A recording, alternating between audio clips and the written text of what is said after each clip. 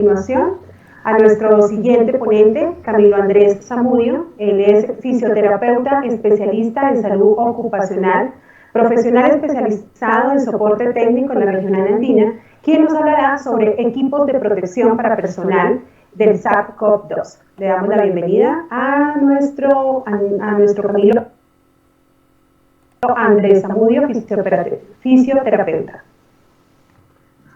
Buenas tardes a todos. Vamos a dar inicio a la parte del seminario donde vamos a abordar la protección de las personas en los diferentes niveles para enfrentar más que el coronavirus cualquier riesgo biológico, dado que aunque el tema está muy en boga y es el foco, no debemos desviarnos de que la protección biológica no solamente es para coronavirus, sino para cualquier otro tipo de agente biológico. Entonces, por eso se amplía y se deja un poco más grande. De igual manera, como ya lo mencionaron, trabajo en la parte del soporte técnico especializado de la compañía 3M, uno de los fabricantes más grandes de protección personal, y por esa razón voy a poder atender muchas de las dudas o inquietudes técnicas que tengan. Como objetivo, la idea es identificar los equipos de protección personal básicos para afrontar o prevenir el riesgo biológico y algunas de sus recomendaciones. Entonces, para recordar y complementando lo que decía la doctora Brigitte, tenemos que el gobierno, tanto en Colombia como autoridades internacionales como la Organización Mundial de la Salud y los diferentes centros de estudio de enfermedades de Asia, de Europa y de los Estados Unidos, han determinado que para determinar el riesgo de contagio o minimizar esta probabilidad, debemos tomar tres medidas principales en general en la comunidad. La primera es el distanciamiento social, la segunda el lavado de manos y la tercera es el uso de algunos elementos de protección personal. Entonces, por eso vamos a hacer un énfasis en esta parte. Entonces, para entender y complementando lo que nos comentaba la doctora Brigitte, la vía de ingreso del coronavirus o de muchas de las enfermedades o patógenos se da por la vía aérea, bien sea por la nariz, bien sea por la boca, y también tenemos como vía de ingreso los ojos. Entonces vamos a empezar con uno de los ejes o de los pilares de la protección para COVID, que es la protección respiratoria. Para esto tenemos que entender que la protección respiratoria se brinda de dos maneras: o se enfoca para partículas o se enfoca para contaminantes a nivel molecular. Entonces, si hablamos de partículas, estamos hablando de polvos, neblinas o aerosoles y humos. Y tenemos la parte ya molecular o química, donde vamos a tener la filtración o la retención de gases y vapores. Es importante entender que la filtración o el trabajo de un protector respiratorio frente a un agente biológico, en específico respiratorio, se da por un bioaerosol o por la suspensión de pequeñas gotas de saliva e incluso moco que son generadas por la tos, el habla de una persona, bien sea paciente confirmado o sea un portador asintomático. Entonces, por esta razón es que se han determinado que se requiere protección respiratoria en diferentes niveles que vamos a ir explicando a lo largo de este tiempo. Entonces entender que esta atomización del material de la saliva es la que transmite la carga patógena, y que esta carga patógena puede quedar directo a los puntos de ingreso de las personas, o que esta carga patógena puede quedar en las superficies y contaminar otro tipo de materiales. Entonces, una persona que estornuda sin una protección nasobucal y sobre una superficie, y otra viene y la toca, y posterior a eso se toca la cara, se rasca los ojos o se toca las mucosas, va a tener una vía de ingreso para este virus. Entonces, por esa razón, vamos a explicar las diferentes medidas y los diferentes niveles de cómo funciona, cómo trabaja la protección respiratoria. No vamos a abordar para este módulo lo que es la protección respiratoria a nivel molecular o químico para gases y vapores, sino nos vamos a enfocar en lo que son los bioaerosoles. Entonces, de esta misma manera, tenemos que los principios de la filtración son diferentes. Para la filtración de partículas vamos a tener un mecanismo físico a través de unas barreras o de unos tramados muy pequeños para poder retener este material, mientras que la filtración química se va a dar a través de carbón activado que está dentro de unos cartuchos y que estos cartuchos, dependiendo del vapor o el tipo de gas que yo quiero filtrar, van a tener que tener un tratamiento adicional. ¿Listo? Más adelante también vamos a ver, como lo explicamos acá en esta foto del centro, yo puedo combinar un filtro para material particulado más uno de vapores o gases. Pero que es importante entender que los equipos para protección, el nivel de filtración para riesgo biológico es de partículas y no de moléculas. Quiere decir que los cartuchos no sirven y no están recomendados para este tipo de filtración. ¿Listo? Entonces, también tenemos que entender el orden de magnitud que nos estamos refiriendo. Cuando hablamos del tamaño del virus versus la eficiencia de un respirador, ya vamos a ver más adelante lo que es un N95. Entonces, para entender un poco mejor las relaciones o las proporciones que estamos manejando frente a la protección respiratoria, el virus y la capacidad filtrante, tenemos que un cabello humano en promedio puede llegar a tener 150 micras, ¿cierto? Pero que si ese cabello o ese vello facial interfiere con la protección respiratoria, puede generar unos caminos de fuga lo suficientemente grandes para que una partícula mucho más pequeña, como lo veíamos atrás, incluso aquí se ve la relación de una partícula de 5 micras, que si la vemos en la escala, estaría por el orden de visible al microscopio, pero estamos hablando de materiales mucho más pequeños. Recuerden que el filtro no retiene directamente el virus, porque el virus no viaja solo. Lo que está reteniendo es el tamaño de la gota sobre la que lo transporta. ¿Listo? Entonces, este es un tema crítico, ¿por qué? Porque justamente, y yo porque no he salido de mi casa no me ha afectado, pero uno de los requisitos efectivos para poder trabajar la protección respiratoria es estar rasurado. ¿Para qué? Para que la máscara o el tipo de protección respiratoria que vaya a usar tenga la mayor cantidad de sello y yo genere los menores caminos de fuga, las menores brechas. El gap es una brecha o un espacio. ¿Listo? ¿Sí? Sí, gap, espacio o brecha, ¿vale?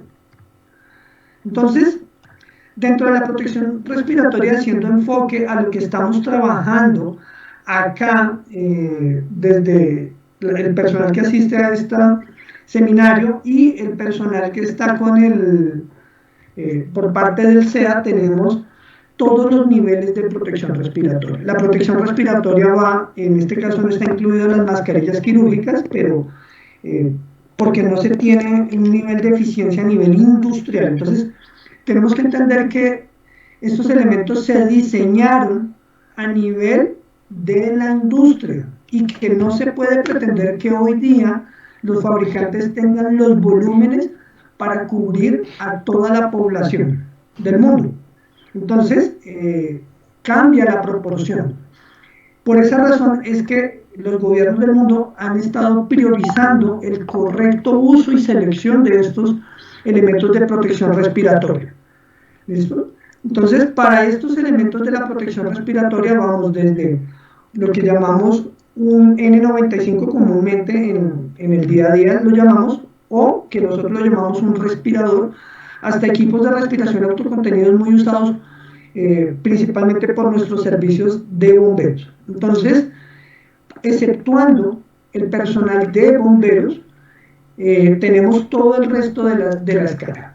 Otro tema que tampoco vamos a hacer mención en que va a estar fuera de la charla, son el segundo equipo que se encuentra acá, que son los equipos conocidos como PAPR o equipos de filtración motorizada. Entonces, básicamente es un motor que puede hacer filtración química o física, dependiendo del tipo de cartucho, y va a generar un flujo constante superior a 40 litros por minuto para mantener ese suministro de aire dentro de las personas. En muchos centros hospitalarios y en el inicio de las investigaciones, es común encontrar que muchos de los personales de investigación, personal médico o dependiendo de las áreas, están optando incluso por usar estos famosos PAPR. En las noticias ha sido divulgado hace unas semanas que, por ejemplo, 3M está trabajando con Ford, el fabricante de autos, para generar mayor número de PAPRs para los equipos de salud que están de cara en combate directo contra el COVID. Tenemos las full face y las medias caras. Pero ¿cuál es la diferencia? La diferencia es que esto desde la industria genera un factor de exposición a un agente conocido y en una concentración conocida. Entonces yo me puedo exponer a un polvo de un químico, me puedo exponer a un gas en una concentración conocida y que es una concentración promedio de trabajo en una jornada de 40 horas, y el equipo de protección respiratoria va a generar un factor de hasta 10 veces para una media cara o un N95, o hasta 10.000 veces en el caso de los autocontenidos. Entonces lo que va a mejorar es el factor o rango de seguridad en este equipo. Entonces, la idea es que debemos entender muy bien en qué casos debemos usar cada uno de estos elementos. Entonces también debemos entender que en el mundo existen múltiples certificaciones o estandarizaciones para los equipos y los medios filtrantes. Para Colombia y para la región, en la gran mayoría de América Latina, se trabaja o se comercializa comúnmente lo que es el estándar de NIOSH. Entonces, desde el estándar de NIOSH, que es una entidad netamente estadounidense, se hacen una serie de pruebas donde a través de un aerosol de cloruro de sodio se busca un tamaño de partícula en la atomización cercano a las 0,3 micras. Esto es mucho menor que el tamaño puro del virus. Entonces, realmente, un respirador con una certificación NIOSH trabaja de forma correcta y eficiente frente a estos agentes biológicos. Entonces, el mismo NIOSH determinó hace muchos años a través de estudios que existe un porcentaje mínimo de eficiencia que el respirador debería tener.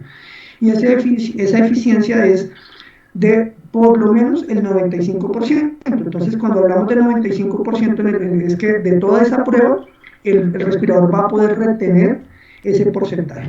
Y a eso le vamos a llamar un N95. Quiere decir que ha sido probado y tiene una certificación que se puede constatar directamente en la página de NIOSH con un número que viene impreso en el respirador. Pero en la industria también existen otros tipos de labores que no siempre se enfrentan a partículas base agua.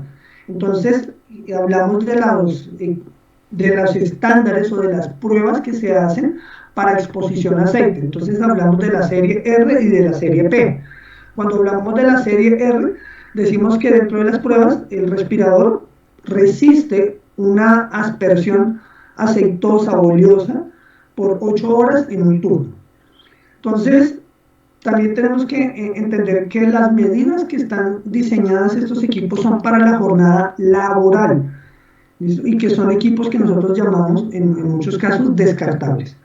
Entonces, entender que para la pandemia y para lograr cubrir la población mundial, los fabricantes no dan abasto, los gobiernos han tenido que tomar medidas para extender este uso y poder cubrir. Entonces es importante también entender que hay unos procedimientos que son mientras la pandemia y mientras se normaliza parte de el comportamiento del virus y de la sociedad frente a este, como la respuesta a los fabricantes, y después tendremos que retomar la protección adecuada sin contemplar el caso de la pandemia. Pero el hecho de la pandemia ha llevado a que se usen respiradores incluso con niveles y factores de protección muy superiores a los que convencionalmente se manejaría un paciente con una infección viral de este tipo.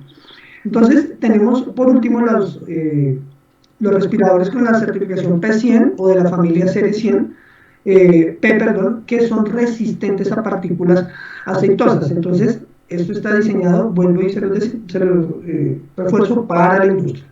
Entonces, en el caso de los que son R99 y P99, lo que se ha hecho es que el costo-beneficio es casi el mismo, entonces se migra directamente a los de casi el 100% de nivel de filtración.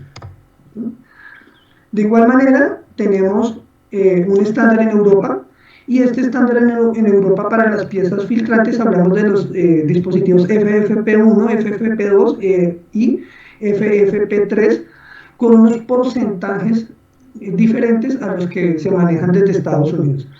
Entonces, teniendo en cuenta que para el manejo de riesgo biológico se está recomendando como mínimo FFP2 o, de ser posible, pues FFP3. Entonces, para facilidad de todos, 3M cuenta en el link que ven abajo, uno que los va a direccionar a la página directamente de Colombia, una serie de boletines técnicos en los que ustedes van a poder descargar libremente muchas de las fichas. Una de las fichas es la comparación entre piezas filtrantes FFP2 de Europa, KN95 de Asia, China, y N95 o incluso otros estándares como los usados en Nueva Zelanda, Corea o Japón. Entonces, con el tema de la globalización y donde los países y las economías se han ido recuperando, pues se han visto importaciones de respiradores de estas regiones. No quiere decir que sean ni mejores ni peores, simplemente las pruebas de testeo en algunos puntos son diferentes y para eso van a tener el boletín técnico.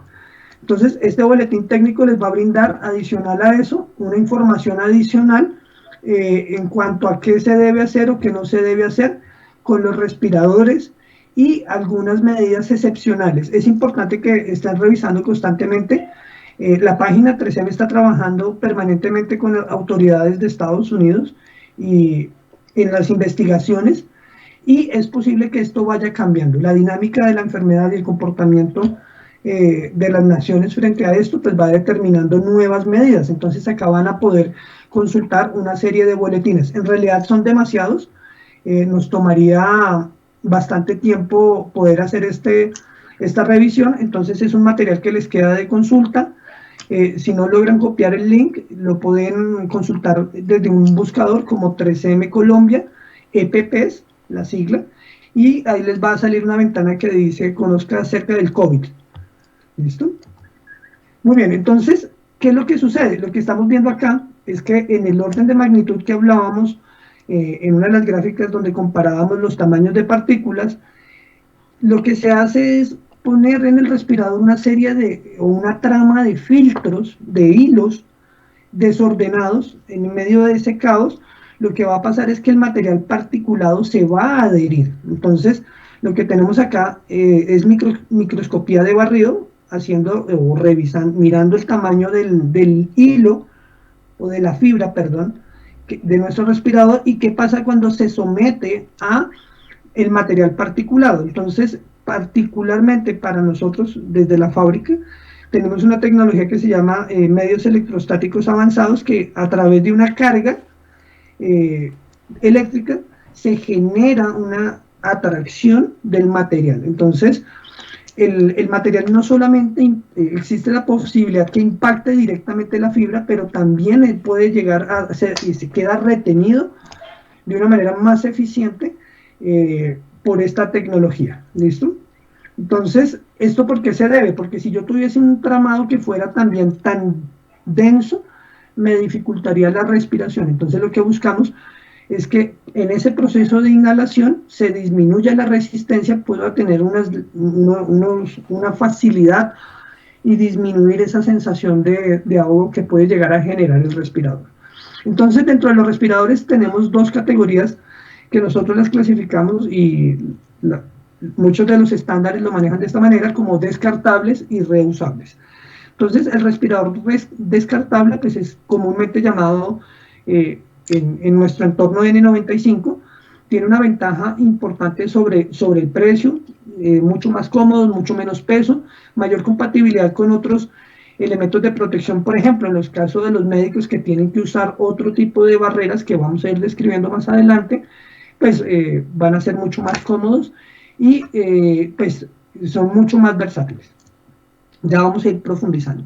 Tenemos los de media cara y los de cara completa. La ventaja que tiene, o la diferencia entre el media cara y el cara completa, primero es el porcentaje, o el factor de seguridad que estos brindan y las concentraciones a las que me voy a poder exponer. Adicional a eso, la full face o la cara completa también me brinda protección visual.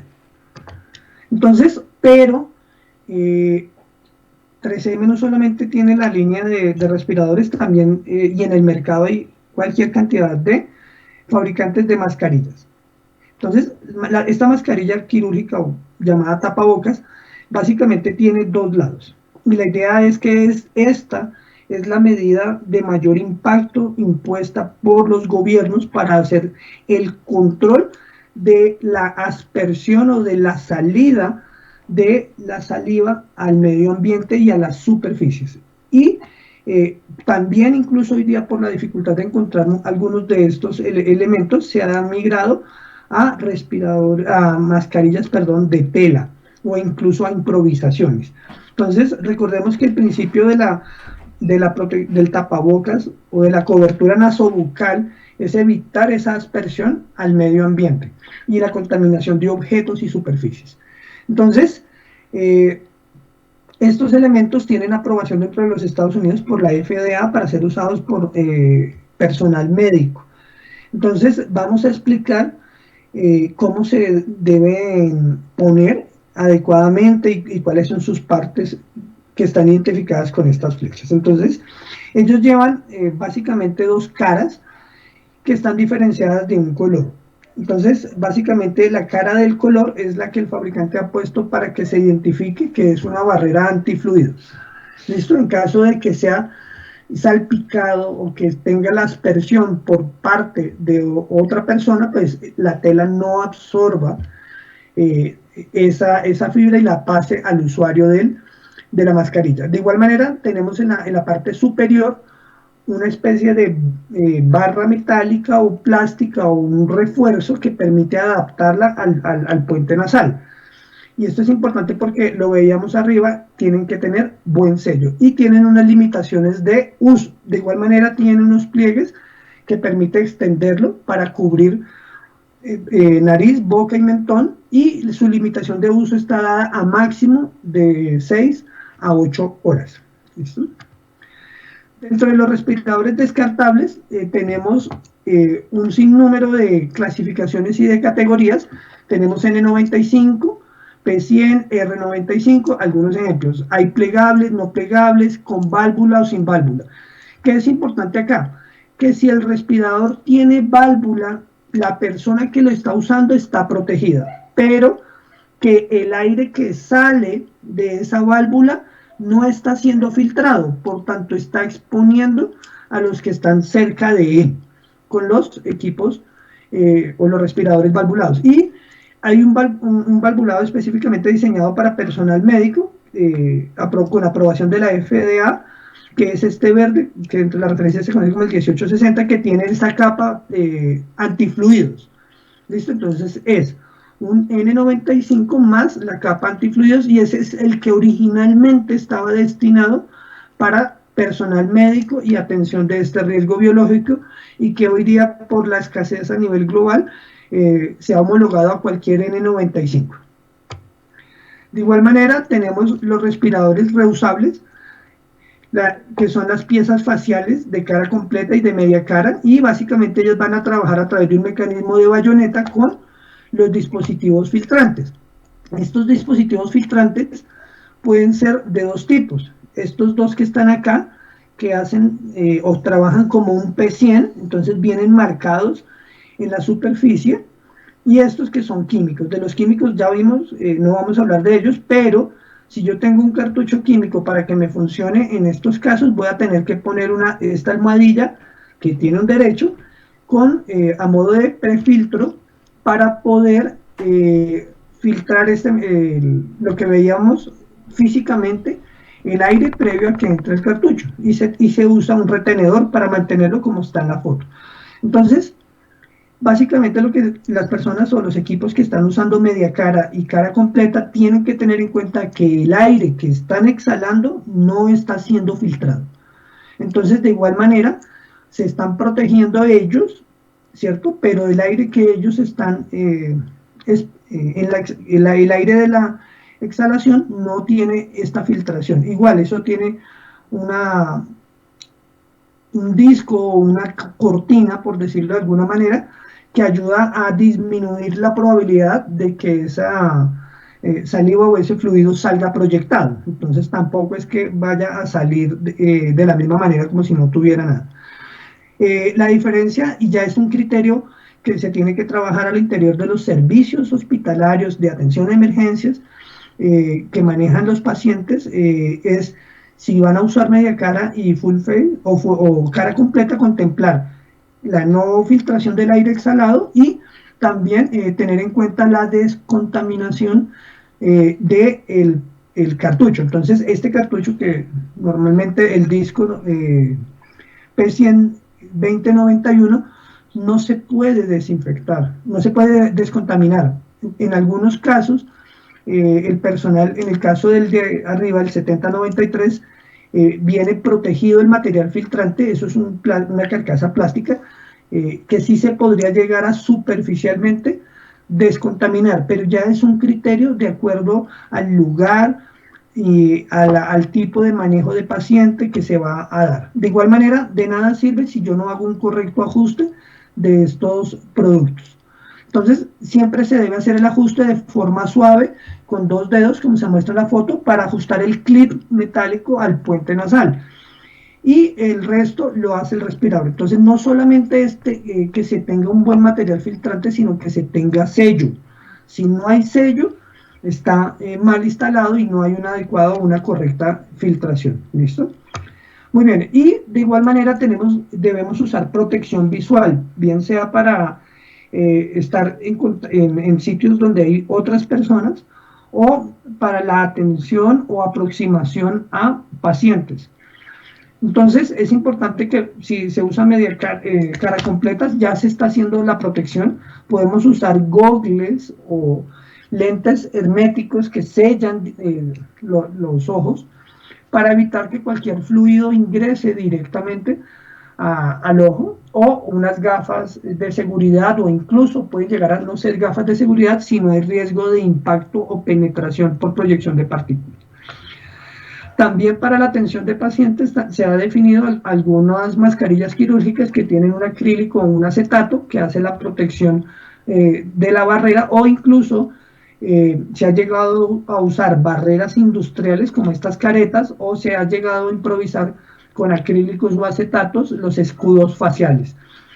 ¿Qué es importante del escudo facial? Que el escudo facial le minimiza la tendencia de la persona que está usándolo a tocarse la cara o los ojos, o acomodarse las piezas. Entonces, al tener el escudo facial, le hace también una barrera que le elimine esa parte inconsciente de cogerse la cara y contaminarse. Entonces, dentro de los trajes antifluidos o la barrera o la protección corporal, vamos a ver que existe un sinnúmero de elementos. Esto es una categoría muy compleja también, que llevaría mucho tiempo exponerla a profundidad, pero básicamente es que el material con el que estoy trabajando o prestando mi servicio, donde tengo ese manejo de público, en las aeronaves, en los gates del aeropuerto, en sanidad portuaria, en migración, etcétera, etcétera, y se estén haciendo algunas de las intervenciones, se tenga esa barrera a prueba de fluido. Entonces hay varios niveles, unos casi desechables como el que estamos viendo acá, pero vamos a tener en cuenta que detrás de esto hay demasiada tecnología. Entonces tenemos muchas condiciones de telas, de materiales no tejidos, de tratamientos y múltiples capas, de transpirabilidad y confort. ¿Por qué? Porque tener un traje de estos 8 horas, entre mayor impermeabilidad y mayor resistencia al traje, tiene menos respirabilidad, tiene y mayor estrés térmico puede inducirle al usuario y mayor sudoración, y que eso puede llevar a una posterior deshidratación. ¿Listo? Y también el costo de los mismos. Hay algunos que por su costo, dentro de un servicio no sería viable estarlo cambiando 2 y 3 veces al día, y tendría que buscarse un traje que se pudiera descontaminar. ¿Listo? Entonces ya estamos hablando de trajes impermeables con unas costuras herméticas y otros elementos adicionales que les brinden esta seguridad. Entonces, estos son algunos ejemplos de muchos de los tipos de fibras y referencias y cómo se comportan frente a la transpiración y la resistencia. Entonces, esto es un capítulo, vuelvo y les digo, muy grande, pero lo que buscamos principalmente es que la barrera o la protección corporal no genere absorción de la saliva o de la humedad que puedan dejar las superficies, para que no se le ha transmitida a la persona. Y esa persona, como le dijo la doctora, no es que el virus entre por piel, lo que pasa es que la piel, la ropa, las superficies se contaminan y después las personas no se lavan las manos y se llevan las manos a la cara. ¿Listo? Entonces, de igual manera, también hay muchas alternativas desde telas en ropa para personal del área de la salud que repelen la salpicadura leve que le puede generar un paciente. ¿Listo? Y hay otro tipo de protecciones corporales, el famoso traje de fontanero es una gran alternativa para muchos de los equipos de respuesta hoy día. ¿Por qué? Porque no es desechable y se puede descontaminar. Ya lo irán a ver en la siguiente, en la siguiente ponencia de Andrés Rendón. Pero si yo tengo en el servicio y salgo a atender a un paciente, a manejar o a hacer un traslado o algún llamado que me hagan de mi servicio, posterior yo puedo pasar por un corredor de descontaminación y con una solución de las que nos va a enseñar Andrés, podemos manejar y reutilizar estos trajes de fontanero que tienen una impermeabilidad y una resistencia química muy, muy alta. Y de igual manera, buscar un calzado que durante el servicio o la respuesta a la emergencia o del manejo del paciente también sea de fácil descontaminación. Tenemos desde botas de caucho comunes y corrientes hasta botas que pueden atender y que hacen complemento con trajes encapsulados nivelar para la atención de materiales mucho más complejos de hazmat. Y de igual manera el uso de guantes. Entonces el uso de guantes para el manejo de pacientes se está recomendando, y es un tema que ya ha venido tratando el SEA en otras oportunidades al interior de los servicios del aerocivil, es el uso de doble guante y estar cambiando a medida que se va contaminando el guante externo. Recuerden que no estamos hablando, esto es un tema para el servicio, y no estamos queriendo decir que fuera del servicio todo el mundo tenga que tener doble guantes para que no se malinterprete esta información. De igual manera, entonces, para la atención inicial de paciente, ya se han definido por parte del grupo de trabajo de la aeronáutica unas opciones de configuración, no son tema específico, pero ya han sido tratadas y se están socializando al interior de los servicios de los aeropuertos. ¿Listo? Y básicamente es ir poniendo, de lo que hemos venido hablando, ir poniendo estos elementos dentro del servicio. Y ya para ir cerrando, la Organización Mundial de la Salud nos da unas recomendaciones básicas para manejar las mascarillas o la protección respiratoria. Entonces, lo primero que usted tiene que hacer es lavarse las manos. Posterior a eso, inspeccione la máscara buscando que los cauchos estén bien, o que si son de amarrar, que estén las correitas no estén rotas, que no esté perforado, que esté sellado o adecuadamente fabricado.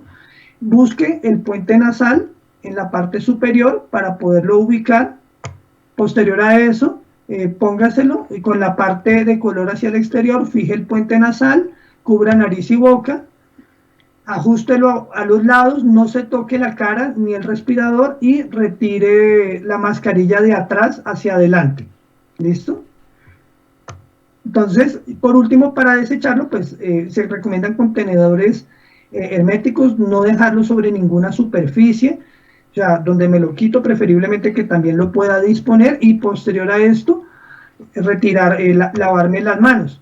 El orden de ponerse los EPPs es primero el traje, después la mascarilla o el N95, después el escudo facial y los guantes como último.